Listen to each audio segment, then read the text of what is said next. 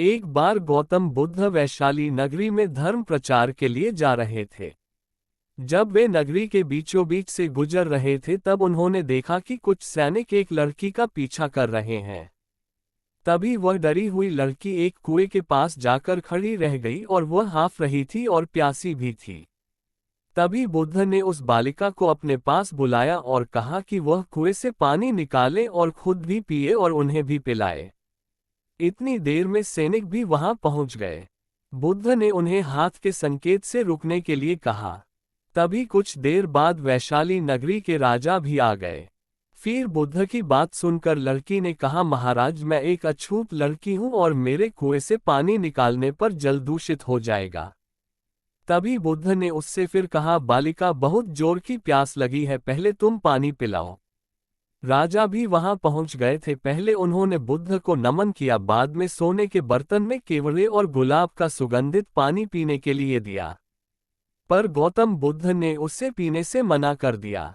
बुद्ध ने एक बार फिर बालिका से अपनी बात दोहराई। इस बार बालिका ने साहस के साथ कुएं से पानी निकाला और स्वयं भी पिया और गौतम बुद्ध को भी दिया। पानी पीने के बाद बुद्ध ने बालिका से उसके भय का कारण पूछा। तब उस बालिका ने बताया, मुझे संयोग से राजा के दरबार में गाने का अवसर मिला था और राजा ने मेरा गीत सुन मुझे अपने गले की माला पुरस्कार स्वरूप दी। लेकिन उन्हें किसी ने बताया कि मैं एक अछूत लड़की हूं और यह जानते ही राजा ने मुझे अपने सैनिक को मुझे जेल में डालने के लिए बोल दिया। मैं किसी तरह उन सैनिकों से बचकर यहां तक पहुंच गई और आप मिल गए। इस पर बुद्ध ने कहा कि सुनो राजन, मैं चाहता हूं कि आप मेरे इस शब्द को हमेशा याद रखें। कोई भी मनुष्य की पहचान उसके धर्म और जाति से नहीं बल्कि उसके स्वभाव या उसके अच्छे काम से होती है। जिस बालिका के मधुर कंठ से निकले मधुर गीत का आपने आनंद उठाया, उसे पुरस्कार दिया और जिसके कार्य इतने अच्छे हो वह अछूत हो नहीं सकती। और उस बालिका के साथ नीची सोच और छोटे कार्य करके अछूत होने का परिचय तो आपने दिया है। इसीलिए मेरी नजरों में यह बालिका नहीं बल्कि आप अछूत है। तभी राजा बुद्ध के सामने शर्मिंदा होने के अलावा और कर भी क्या सकते हैं, उन्होंने बुद्ध से क्षमा मांगी और वह से चले गए।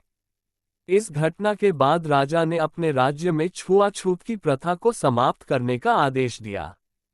वहां उपस्थित सभी लोगों ने बुद्ध के उपदेश को आत्मसात किया और जाति पाति के भेदभाव को छोड़ने का संकल्प लिया। गौतम बुद्ध का ये संदेश युगों युगों तक अमर रहेगा।